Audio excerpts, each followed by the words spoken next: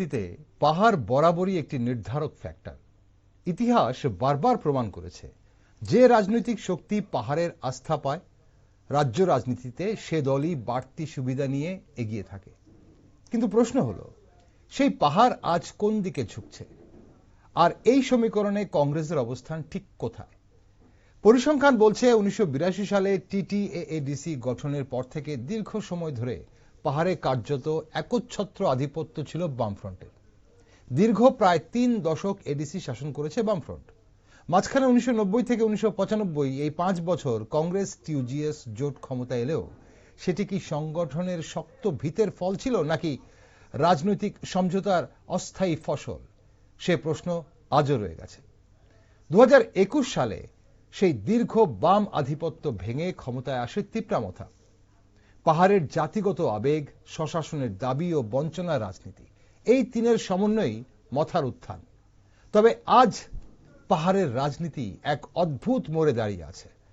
রাজ্যের ক্ষমতায় বিজেপি আর এডিসিতে তিপ্রামথা।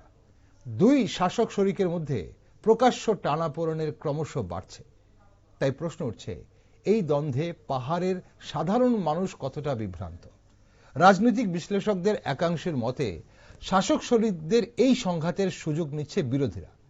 কিন্তু বিরোধী মানে কি কংগ্রেস না বামফ্রন্ট? কংগ্রেসের কি এই রাজনৈতিক পরিস্থিতি কাজে লাগানোর মতো সাংগঠনিক শক্তি আছে? কারণ অনেকেই মনে করেন পাহাড়ে রাজনীতিতে কংগ্রেসের সংগঠন বরাবরই দুর্বল। তাই বর্তমানে পাহাড় কেমন আছে এবং পাহাড়ি রাজনীতিতে কংগ্রেসের অবস্থান কি, তা এখন রাজনৈতিক সচেতন মহলের প্রশ্ন। নমস্কার, আমি দীপেন আর আপনারা দেখছেন নিউজ ভ্যানগার্ড। রাজ্য রাজনীতি আর পাহাড়ের হাল হকিকত নিয়ে একটি বিশেষ টকশোতে এই মুহূর্তে আমার সঙ্গে রয়েছেন প্রদেশ কংগ্রেসের সাধারণ সম্পাদক শব্দকুমার চমাতিয়া। শব্দবাবু, আপনাকে স্বাগত অনুষ্ঠানে। শব্দবাবু, এই যে 2021 সালে এডিসিতে ক্ষমতা এসেছে তিপ্রামথা, তারপর থেকে পাহাড়ের স্বাস্থ্য, শিক্ষা, পানীয় জল ও রাস্তার মতো যে মৌলিক পরিকাঠামোগুলো, সেগুলো কতটা উন্নয়ন হয়েছে বলে আপনি ব্যক্তিগতভাবে মনে করেন এবং কংগ্রেস কি মনে করে? আজ পাহাড় কেমন আছে এবং তিপ্রামথা এডিসিতে ক্ষমতায় আসার পর পাহাড়ি মানুষের যে প্রত্যাশা তৈরি হয়েছিল তা কতটা পূরণ হয়েছে বলে আপনি মনে করেন? বাস্তবতাকে নিয়ে যদি আজকে বলতে হয়, হয়তো অনেকেই খারাপ পাবেন। 2021 সালের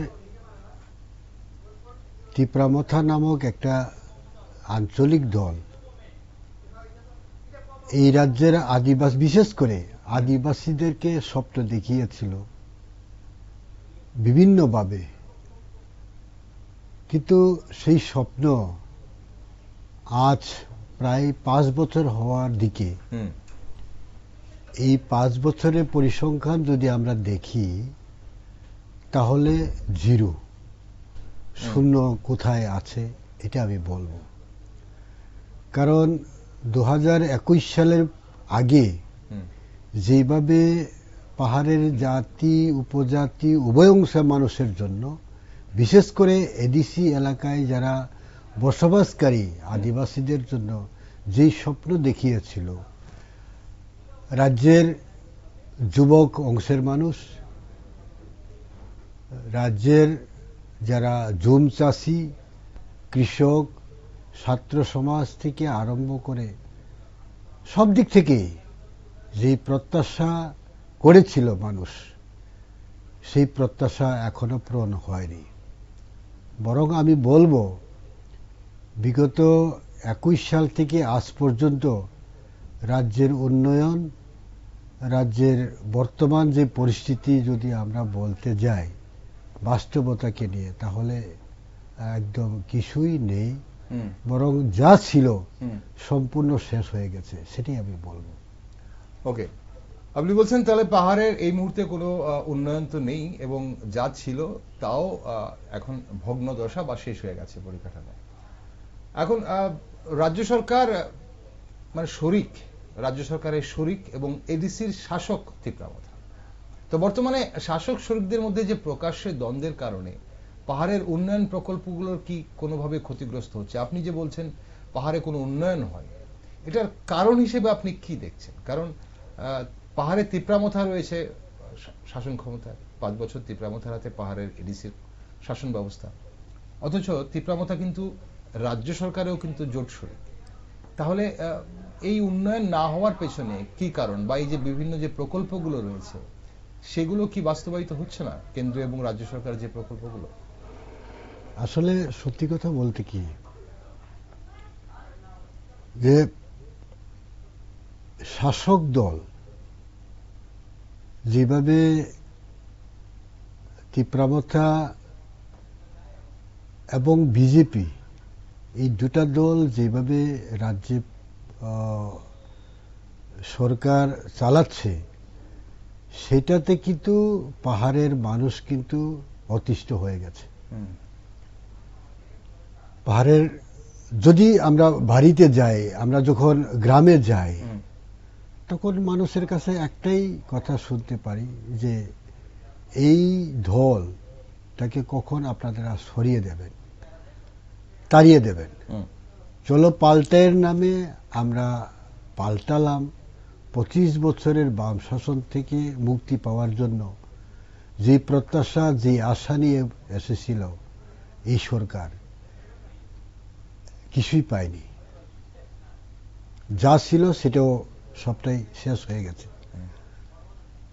2023 নির্বাচনে তিপ্রামথা এককভাবে লড়াই করেছে, বিজেপি লড়াই করেছে, সরকার এসছে বিজেপি, তিপ্রামথা আবার সরকারের শরিক হয়েছে। কিন্তু এখানে একটা ব্যাপার বলতে হয় যে ভিলেজ কমিটি নির্বাচন না হওয়ার কারণে, বিশেষ করে আমি যতটুকু জানি, নির্বাচন না হওয়ার কারণে এডিসি এলাকার উন্নয়ন স্তব্ধ। কারণ ভিলেজ কমিটির জন্য উন্নয়ন কেন স্তব্ধ হয়? ভিলেজ এডিসি প্রশাসন কি ভিলেজ কমিটি ছাড়া উন্নয়ন করতে পারে না? মানে সরাসরি কি উন্নয়ন করতে পারে না যদি সেখানে সদিচ্ছা থাকে? না, তা তো নিশ্চয়ই। আইনগতভাবে কি কোনো জায়গায় বাধা আছে যে ভিলেজ কমিটির মেম্বার ছাড়া বা কাউন্সিলর ছাড়া সেখানে কাজ হতে পারে না? ব্যাপারটা হচ্ছে, একটা ভিলেজ কমিটি নির্বাচন যদি হয়, তার একটা ভিলেজের মধ্যে তার সীমাবদ্ধতা থাকে। উন্নয়ন কিভাবে করবে, কি করতে হবে, কি না করতে হবে, এইগুলা বিভিন্ন রকম একটা স্কোপ থাকে।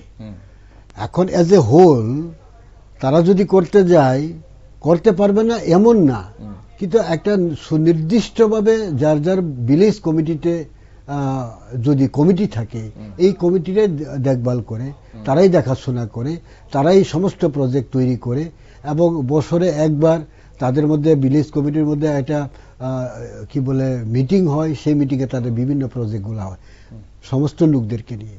সেই রকম ব্যবস্থা না থাকার কারণে আমার মনে হয় আরো স্তব্ধ হয়ে গেছে। এখানে আরেকটা ব্যাপার বলতে হয় যে এডিসি নির্বাচন না করে এখানে এডিসি প্রশাসন মনিটরিং কমিটি করেছে। সেই মনিটরিং কমিটি কি করবে না করবে, এটা কিন্তু রাজ্য সরকার কোনো অ্যাপ্রুভাল না বা না।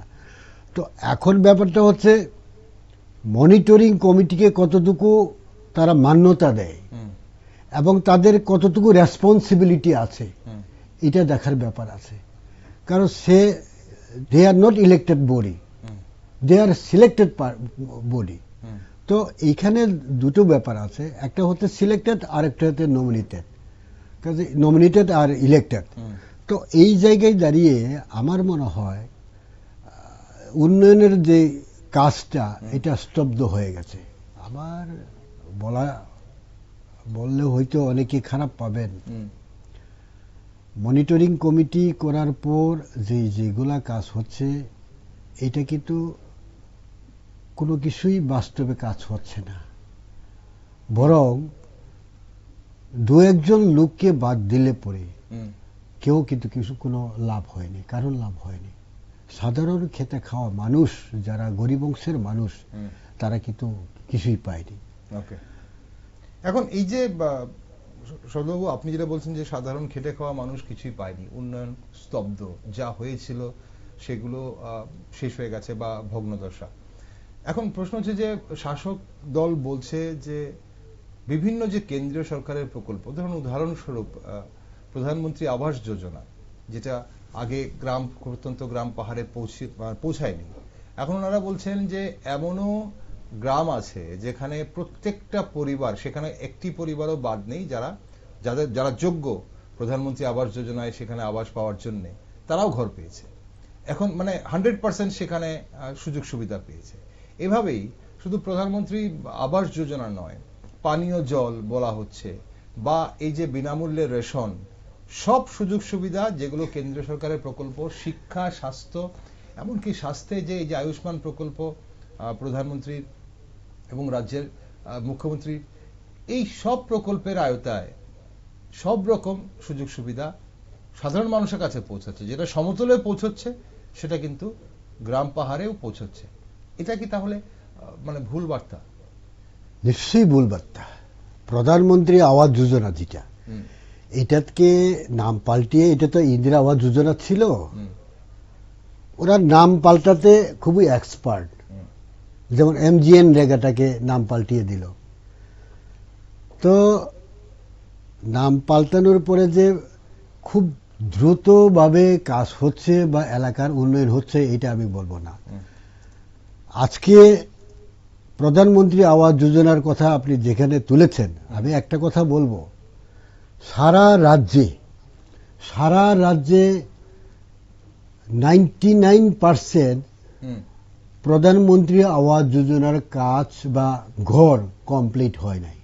আমি বলবো 99%। আপনি চলুন, আচ্ছা, আমি আপনাকে গ্যারান্টি দিয়ে বলবো, একটা ছোট একটা গ্রামে নিয়ে যাব আপনাকে, যতটা 10টা ঘরের যদি স্যাংশন হয়, তাহলে 10টা ঘরের মধ্যে একটা ঘর কমপ্লিট আপনি পাবেন না।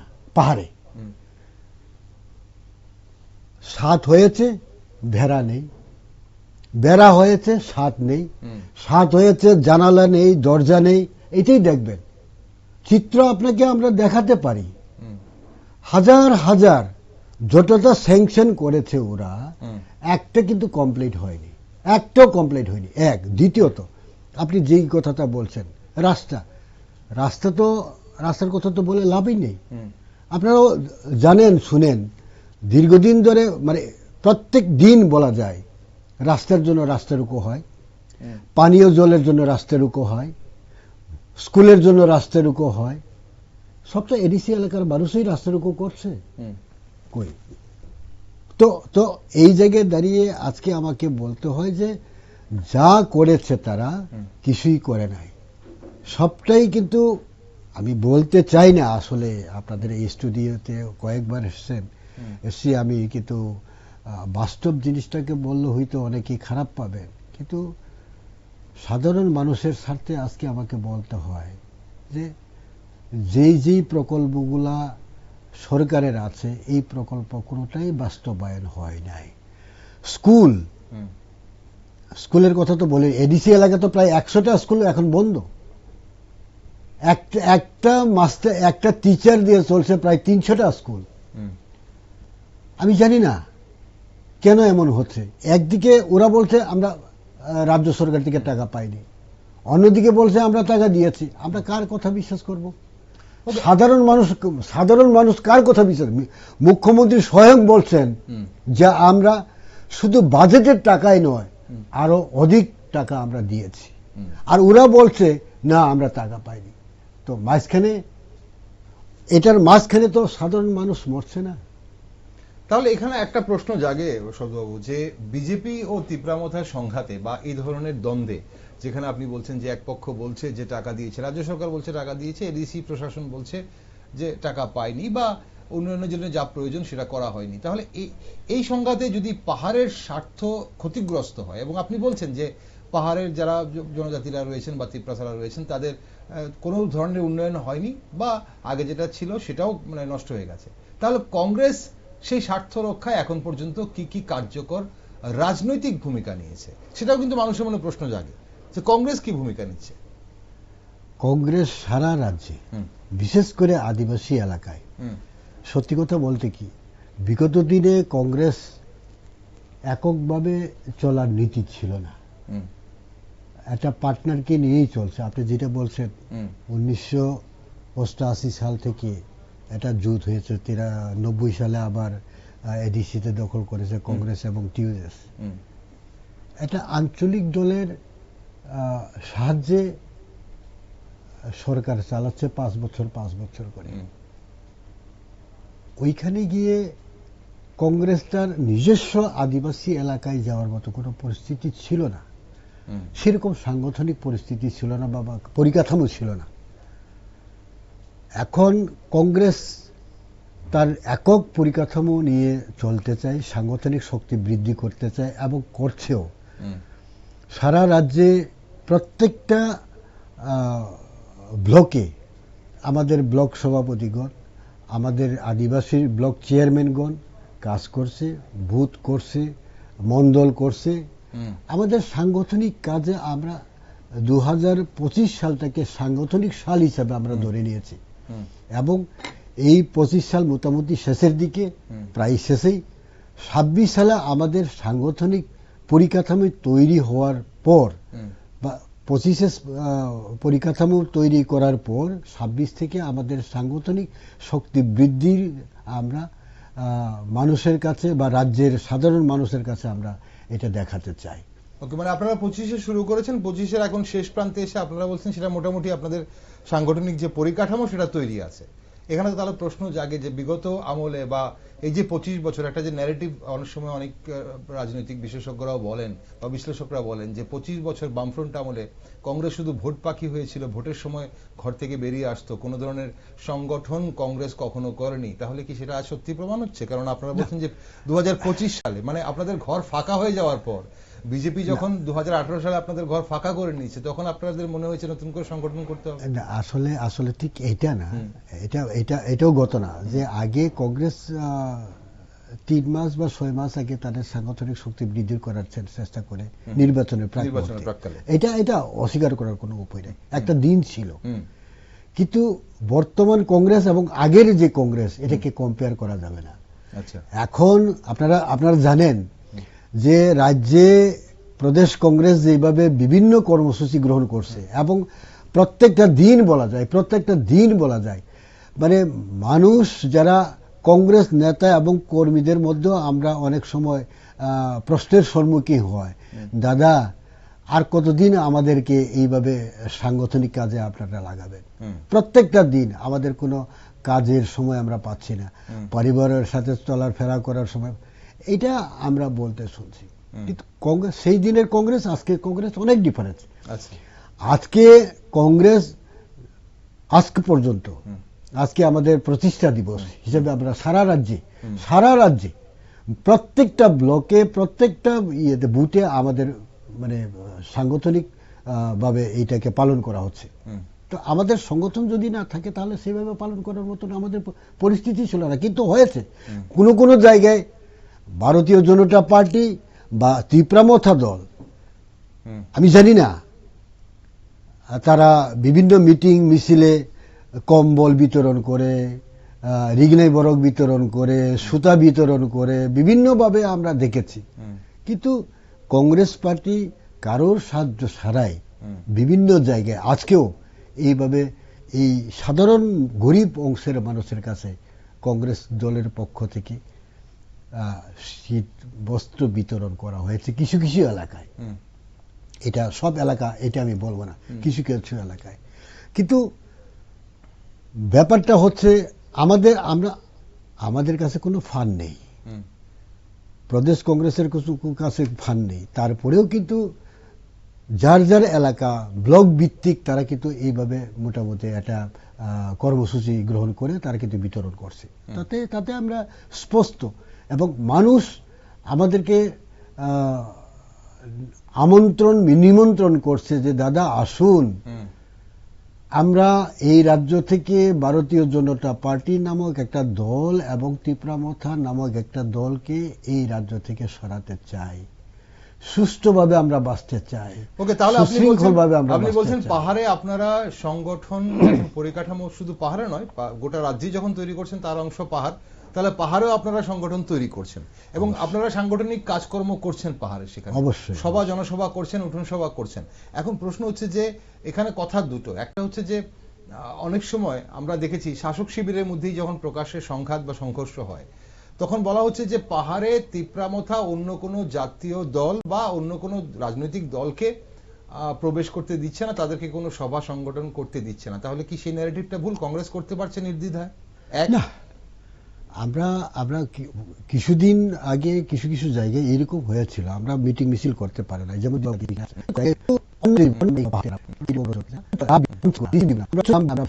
মানুষ।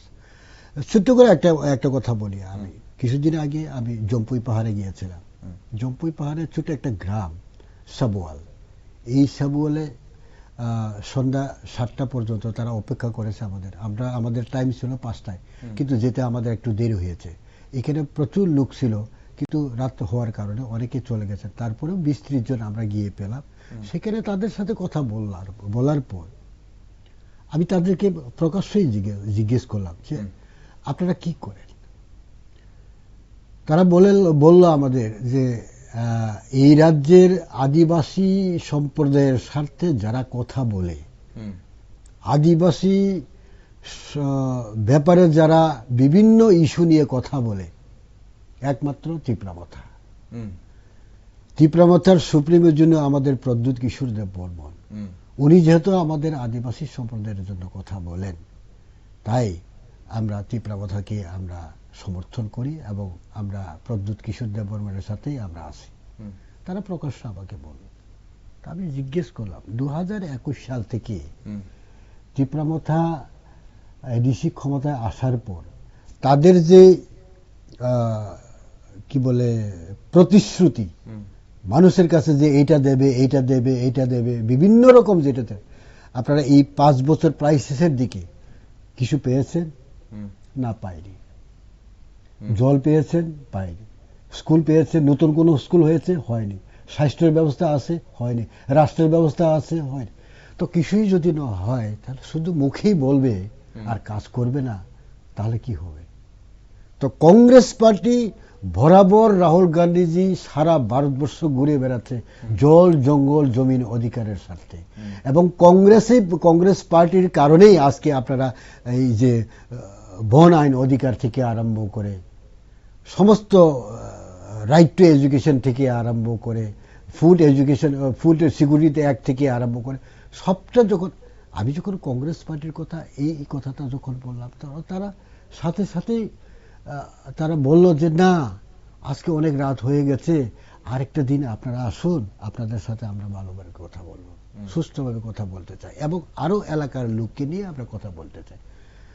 সাথে সাথে আমাদের সমর্থন করলেন, এবং আগামী এডিসি ভিলেজ কমিটি নির্বাচনের সম্পর্কে যত কথা বললেন, আপনারা চিন্তা করবেন না, আমাদের এই এডিসি ভিলেজটাকে আমরা আপনাদের কংগ্রেস পার্টির হয়ে আমরা লড়াই করব, এবং কংগ্রেসকে আমরা। ওকে, তাহলে আপনি বলছেন যে মানুষের সমর্থন এই মুহূর্তে পাহাড়ে তিপ্রামথার দিকে। এখানে আরেকটা কথা বলতে হয়, একটা ব্যাপারটা হচ্ছে কি, তিপ্রামথা কথা বলে একটা, কাজ করে আরেকটা। এটা তারাও অনুমান করতে পেরেছে, এবং তারাও চিন্তা করেছে যে কেন তিপ্রামথা একটা কথা বলে, তিপ্রাসা অ্যাকর্ড, শুধু একটা কথা বলে তিপ্রাসা অ্যাকর্ড নিয়ে হইচই করলো, 6 মাস অপেক্ষা করার জন্য অপেক্ষা করলো, 6 মাস পরে কিছুই হলো না, 1 বছর গেল, 2 বছর গেল, দিল্লি প্যাডেল যাত্রা গেল, কিছুই হলো না। এরকম বিভিন্ন একটা ইস্যু আছে, সেই ইস্যুগুলো কিন্তু পাহাড়ের যারা আদিবাসী সম্প্রদায়ের লোকরা অবজার্ভ করছে যে আসলে পরিস্থিতিটা কি। এইখানে কিন্তু নিজেদের তিপ্রামথা এবং যে কথাটা আপনি বলছেন, তিপ্রামথা এবং বিজেপি, তাদের মধ্যেই মারপিট আরম্ভ হয়, বোমবাজি আরম্ভ হয়, অফিস পুরাতে আরম্ভ করে। কাকে দিয়ে? অন্য সম্প্রদায়কে নিয়ে নয়, নিজেদের মধ্যেই তিপ্রাসা। মার খেলো কে? তিপ্রাসা। মার দিল কে? তিপ্রাসা। মোটর বাইক বাঙ্গা হলো কার? তিপ্রাসার। বাংলো কে? তিপ্রাসা। বাড়ি বাংলো কার? তিপ্রাসার। বাংলো কে? তিপ্রাসা। তো তিপ্রাসার মধ্যেই যদি এই ফাইটটা থাকে, কে? একটা গ্রুপ বলছে, কি বলে এটা, মানে কথাটা কেমন জানি লাগে, পোল্ট্রি ফার্মের যে চামড়া আছে, এই চামড়া মতো শুইলা লাইব। প্রতিশোধ, প্রতিরোধ, আর কি বললো, প্রতিবাদ। আরেকটা তারে দেখতে তো তারে নিগ্রু মতো লাগে বাচ্চা। না না, আমি এখানে সদবাবু, এখানে একটা প্রশ্ন আমারও জাগছে মনে, যে এই যে চামড়া তুলে নেবার বা চামড়া ছিঁড়ে নেবার মতো রাজনীতিকবিদদের কথা, আপনার দল থেকেও কিন্তু আপনার দলের রাজনীতিকবিদরা কিন্তু এই ধরনের বক্তব্য রাখেন। আমরা কিন্তু ভবিষ্যতে এই থাকা মানে এই শিষ্টাচারটা আমাদের রাজ্যে কি কালচার ছিল না, মানে এটা দুর্ভাগ্য। আমাদের রাজ্যে যতই হোক না কেন, আমার লাইফে আমি কিন্তু এরকম ভাষা আমরা শুনিনি। এই ভাষা কিন্তু রাজনৈতিকবিদদের কাছে আমি কিন্তু শুনিনি। না, সেটা যে কোনো রাজনৈতিক দলেরই হোক, বা কংগ্রেসের হোক, আমি শুনিনি। কিন্তু ইদানিংকালে যেভাবে ভাষা ব্যবহার করছে, এটা কিন্তু দুর্ভাগ্য আমাদের। নতুন প্রজন্মের লোকেরা কি শিখবে কে? আমি তো সারা বছর, আমার বয়স শেষ, আপনার বয়স শেষ, পরবর্তী নিশ্চয়ই রাজনৈতিকবিদ আসবে। পরবর্তী প্রজন্মকে আমরা কি দিয়ে যাচ্ছি সেটা একবার ভাবতে হবে। আমি তো রাজনীতিক কথাটা কি শেষ? আমি তো সেটাই বলছি। আমি নতুন প্রজন্মদেরকে আমরা শিক্ষা দেব কি? এই যে ভাষা, যেই ভাষাগুলো ইউজ করে আমরা সারা রাজ্যে প্রত্যেকটা পলিটিক্যাল পার্টি যেই ভাষা ইউজ করছে, ব্যবহার করছে, এটা দুর্ভাগ্য মনে করি আমি। এটা ইউজ করার দরকার ছিল না। ওকে, সৌরভ, এই যে রাজনৈতিক বিশ্লেষকরা বলেন বা যারা রাজনৈতিকভাবে সচেতন, ওনারা বলেন যে পাহাড়ে কংগ্রেসের সংগঠন কোনোদিনই শক্তিশালী ছিল না, এটা বরাবরই দুর্বল। মানে এই সমালোচনা আপনি কিছুটা শুরুতেই বলেছেন যে কংগ্রেস তখন জাতীয় দল হলেও একটি আঞ্চলিক দলের সহযোগিতা নিয়ে ডিসিতে 5 বছর ক্ষমতায় ছিল, যখন রাজ্যে কংগ্রেস মানে সরকারে ছিল, ক্ষমতায় ছিল। তো এখন এই সমালোচনা আপনি কতটা স্বীকার করেন? এবং এই যে সংগঠন শক্তিশালী করতে বাস্তবে আপনি যেটা বলছেন যে 2025-এ শুরুতেই আপনাদের সাংগঠনিক পরিকাঠামো তৈরি হয়েছে, কিন্তু এখনো অনেকেই বলেন বা বিশেষজ্ঞ বা এমনকি আমরাও দেখি যে নতুন প্রজন্মের নেতৃত্বরা কংগ্রেস থেকে নাম কিন্তু সেভাবে আমরা খুব একটা দেখি না। গুটি কয়েক কংগ্রেসের নেতৃত্বরাই রাজ্যে আছেন, যারা আছেন পুরনো, যারা বিভিন্ন সময় হয়তো এই দল ওই দল করেছেন, তারাই আছেন কংগ্রেসের ভার তাদের হাতে, যার জন্য সাধারণ মানুষের কংগ্রেসের প্রতি সেই বিশ্বাস, সেই ভরসা আসছে না। এটাকে আপনি এই যুক্তিটাকে কিভাবে খণ্ডন করেন? না, এটা ঠিক, এটা অস্বীকার করার কোনো উপায় নেই। আমাদের মধ্যে নতুন প্রজন্মের যারা নেতৃত্ব দেওয়ার মতো লোক একটু খুবই কমে আসছে, কিন্তু ইদানিংকালে তারা হয়তো এখনো আমাদের দলে জয়েন করে নাই বা যোগ দেয় নাই। কিন্তু আপনি দেখবেন আগামী 4-5 মাসের মধ্যে নতুন প্রজন্মের লোক কিছু কিছু জায়গায় আমরা পেয়েছি, কিছু জায়গায় না। বিশেষ করে বিভিন্ন এলাকাতে যখন আমরা যাই, শিক্ষিত সমাজের লোক, যুব সম্প্রদায়ের লোকেরা কংগ্রেসের দিকে এখন ঝুঁকছে এবং আসছে। দেখবেন আপনি কিছুদিন যাক, 2026 সালে 1 জানুয়ারি থেকে আরম্ভ করে এপ্রিল মের মধ্যে আপনি নতুন প্রজন্মের লোক, ভালো ভালো লোক আপনি শিক্ষিত লোক পাহাড়ের রাজনীতিতে, মানে পাহাড়ের যে আমরা যা দেখছি, যুবদের দেখছি রাজনীতিতে এখন ভীষণভাবে যুক্ত হচ্ছে যুবরা, পাহাড়ের যুবরা, বিশেষ করে জনজাতি যুবরা। তো সেখানে কি আপনাদের মধ্যে নেতৃত্ব করে তুলতে পারছেন? সেখানে কংগ্রেস কি পারছে? আমরা কিছু করছি, আমি বলবো না 100% এটা বলবো না, কিন্তু এখন আমরা যুব সম্প্রদায়ের লোকদের উপরে আমাদের ডিপেন্ড করে আমরা চলতে চাই এবং তাদেরকে নেতৃত্বের নিয়ে আসতে চাই। তো এর জন্য আমাদেরও মানে এটা চলছে, এই কাজটা চলছে এবং আমরা অবশ্যই মনে করি আগামী এপ্রিলের দিকে মোটামুটি আমরা আপনারা নতুন প্রজন্মের মুখ আমাদের সামনে তুলে ধরবেন অবশ্যই। ওকে, চলুন আমরা অপেক্ষায় থাকবো এপ্রিল মাসে অবধি কংগ্রেস বা প্রদেশ কংগ্রেস হোক বা আদিবাসী কংগ্রেস হোক কতটা নেতৃত্ব, নতুন প্রজন্মের নেতৃত্ব তুলে ধরতে পারে রাজ্যবাসীর সামনে, সেটা আমরা দেখব। কিন্তু এই মুহূর্তে আপনার মতে পাহাড়ি রাজনীতিতে কি নতুন বা বিকল্প জনজাতি নেতৃত্বের প্রয়োজন মানে আছে বলে আপনি মনে করেন? প্রয়োজন মানে তৈরি হয়েছে কি সেটা, মানে একটা বিকল্প কিছু তৈরি? ঠিক, সেটা বিকল্প হিসাবে এখনো কিন্তু সেরকম তৈরি হয় নাই, আমি যেটা বলবো। কারণ সেরকম ভাবে শিক্ষিত যারা যুব সম্প্রদায়ের মধ্যে আছে, তাদের মধ্যেও ঠিক এইভাবে এগিয়ে আসার থেকে আমি দেখছি না। কিছু শিক্ষিত যুব সম্প্রদায়ের মানুষ রাজনীতির কথা শুনলে অনেকে পেছনের দিকে চলে এখানে যেতে এখানে পারে। প্রশ্ন আসে সৌরভবাবু, আজকে আজকে পাহাড়ের মানুষ, বিশেষ করে পাহাড়ের যুব সমাজ কি দেখে রাজনীতিতে আসছে, বা কি দেখে রাজনৈতিক সমর্থনটা তাদের ঠিক করছে, মানে কাকে সমর্থন করবে? তবে তবে একটা ব্যাপার বলতে হয় যে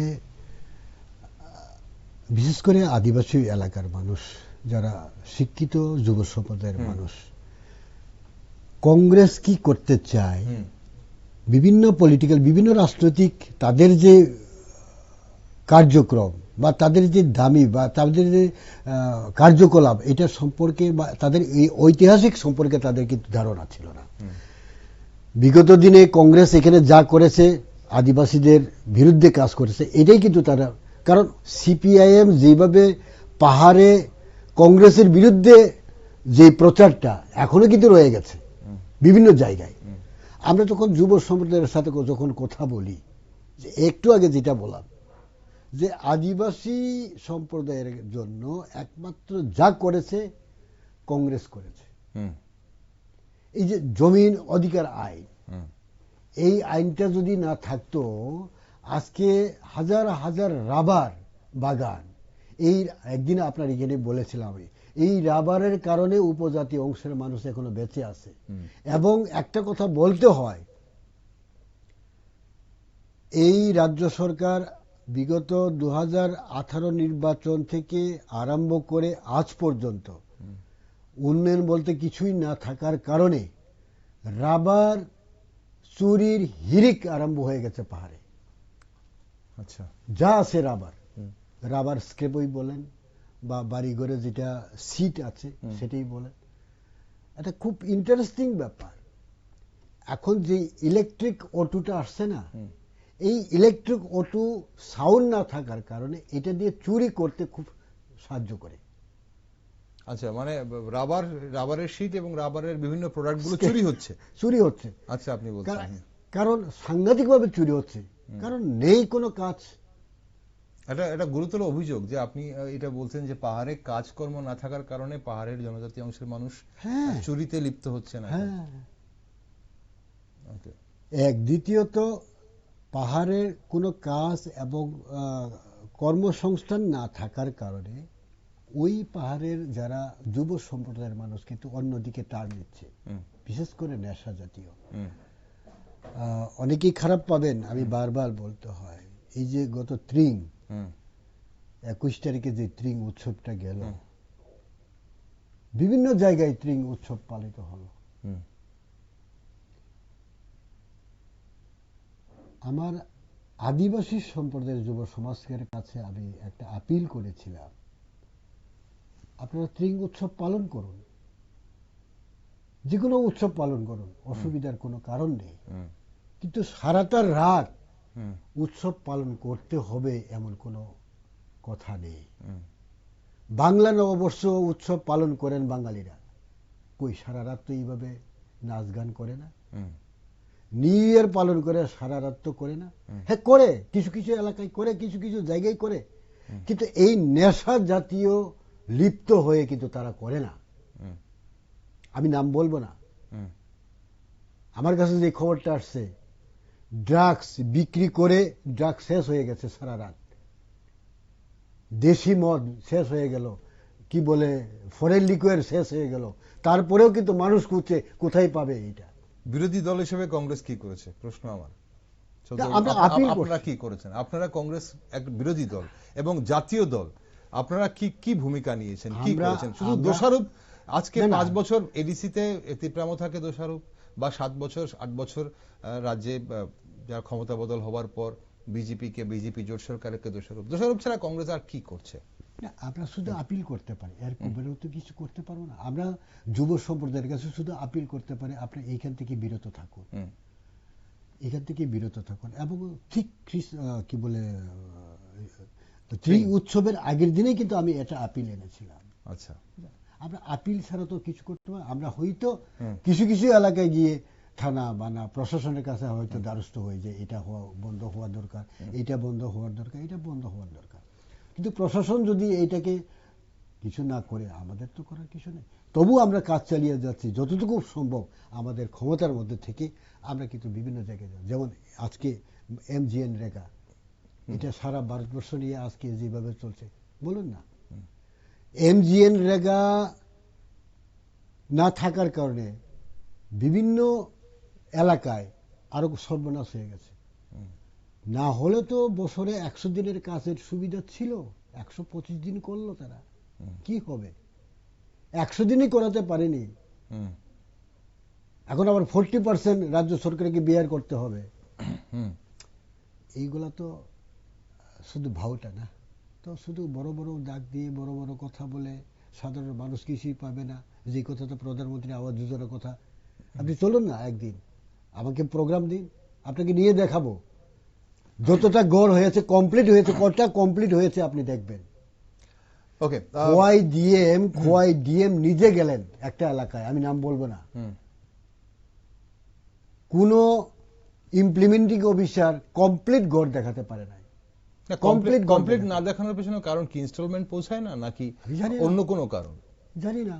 কেন ঘর যখন শুরু করেছে নিশ্চয়ই টাকা পেয়েছে বলে ঘর শুরু করেছে, ঘর কাজ করেছে। আপনি বলছেন জানলা নেই, দরজা নেই, বা ছাদ নেই, কোথাও দেয়াল নেই। হাজার হাজার ফটো দেখাতে পারবো, আপনি নিজেই চলুন। তাহলে আমরা অবশ্যই সেটা অনুসন্ধান করব যে আপনি এই জায়গায় কি রয়েছে, কি সমস্যা রয়েছে। প্রধানমন্ত্রী আবাস যোজনাতে আপনি বললেন যে এরকম হাজার হাজার ছবি দেখাতে পারবেন।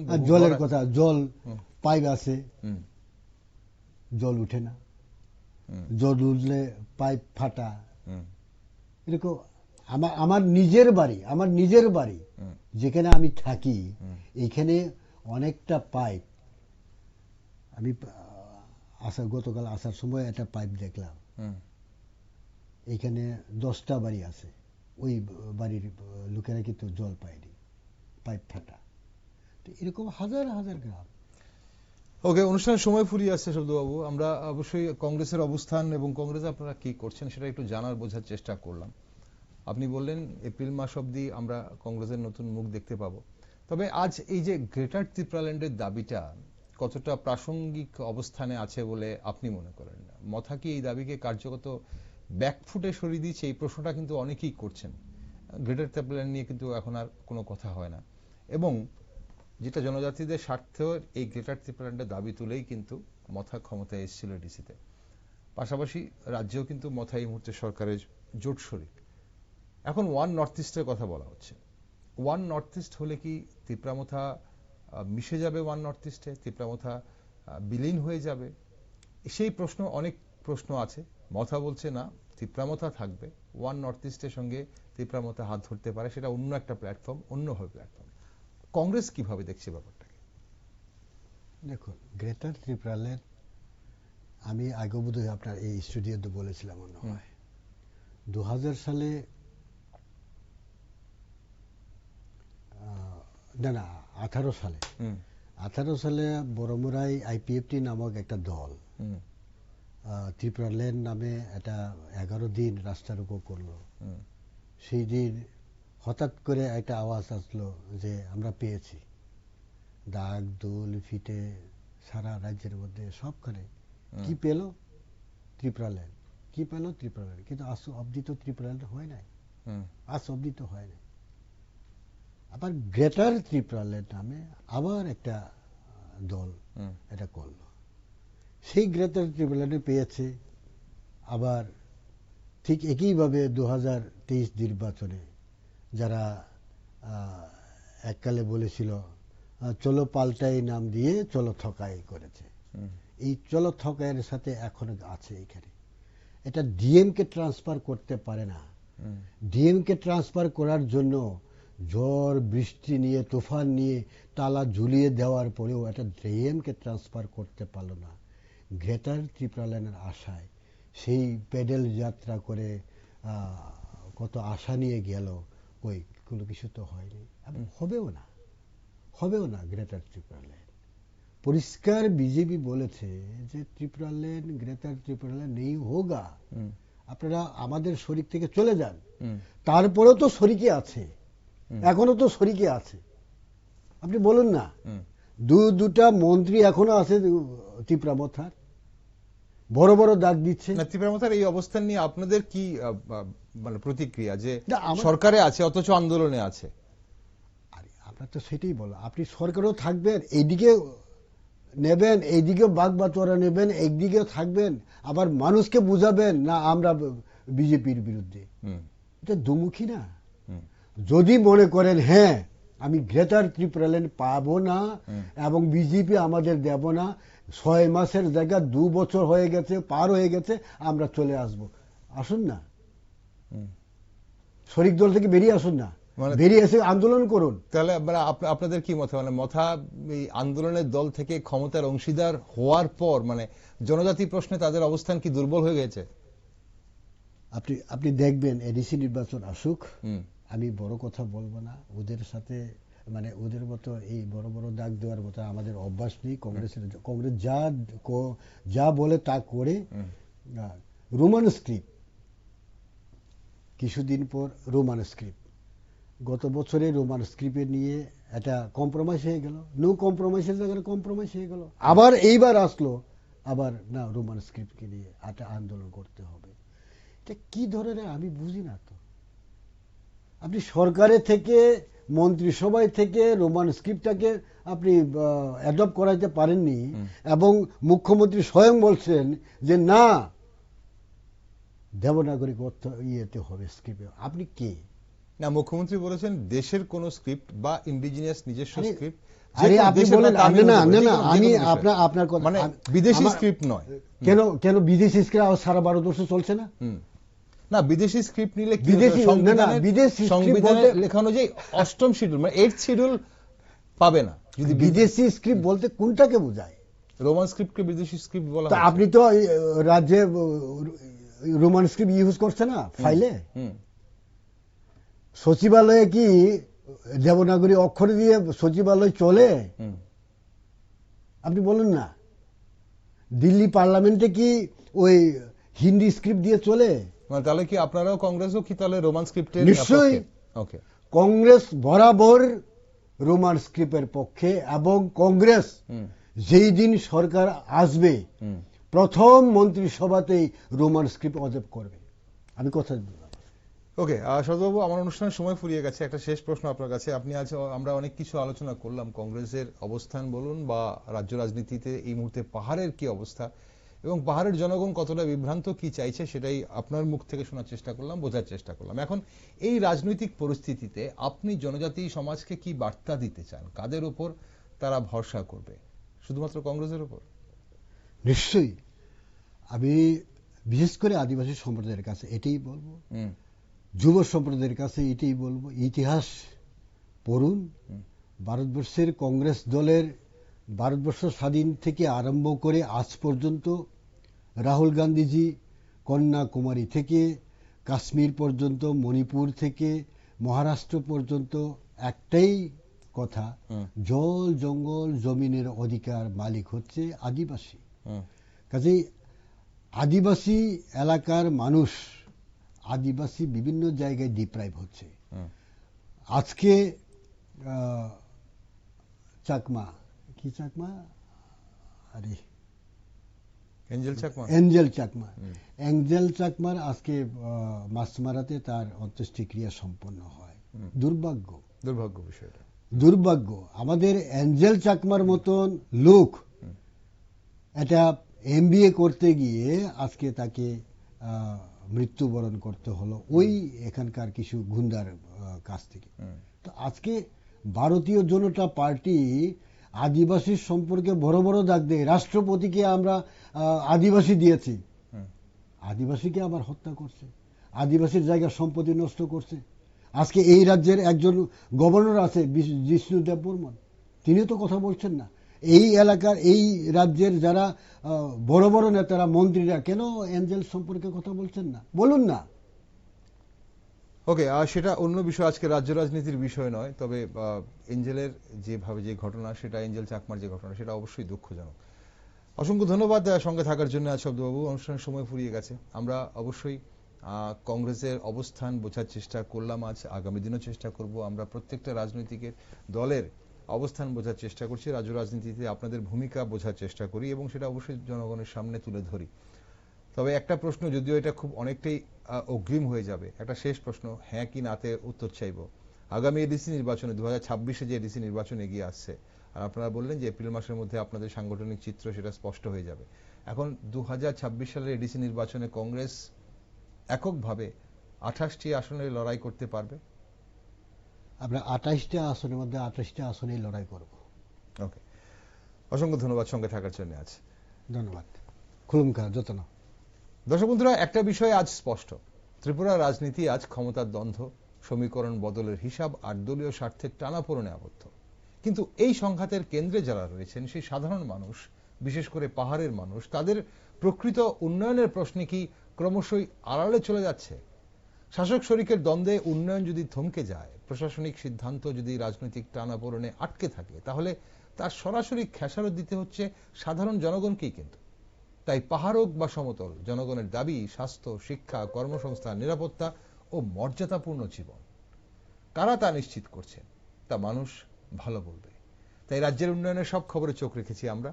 আর আপনারা দেশ দুনিয়ার নিউজ আপডেট ও টকশো দেখার জন্য চোখ রাখুন শুধুমাত্র নিউজ ভ্যানগার্ডে।